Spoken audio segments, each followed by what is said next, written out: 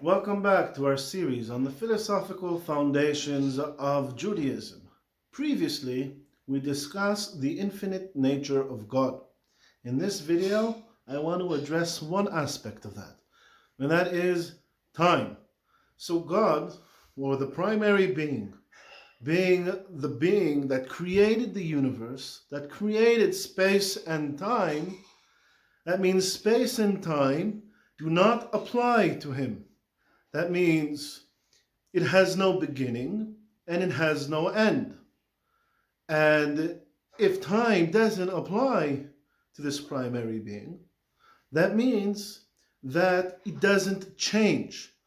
As we said previously, time records change from one state to another state. And so if time doesn't apply to God or the primary being, that means he doesn't change from one state to another. So by virtue of being an infinite being, he is constant. Whatever state, we'll call it the state of the divine state, the state of the primary being, it's a constant state that doesn't change. And if it doesn't change, it means it isn't dependent on anything because it is constant. So, we humans, or all living beings, we do things out of necessity. We are dependent for our lives on certain things. So if we look, for instance, at the animal kingdom, right, there's the water hole, and animals need water in order to survive, so they go towards the water in order to drink. However, they do have some degree of judgment and free will, because in the water there are dangers. There could be an alligator. And so they need to weigh their options. Do I need to drink now water more than I need to not get eaten? Should I risk getting eaten in order to drink water?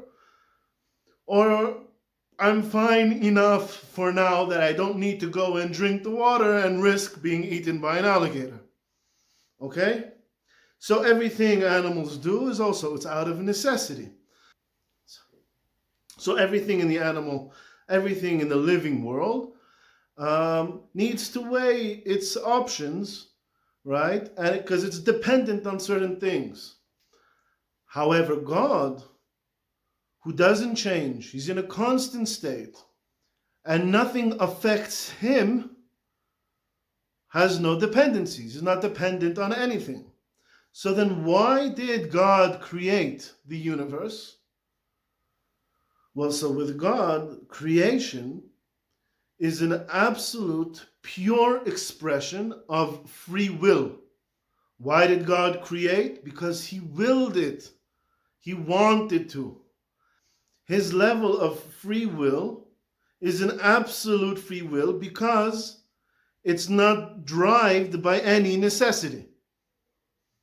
That's the idea I want to cover in today's video. And in the next video, we'll discuss other aspects of the infinite nature of God.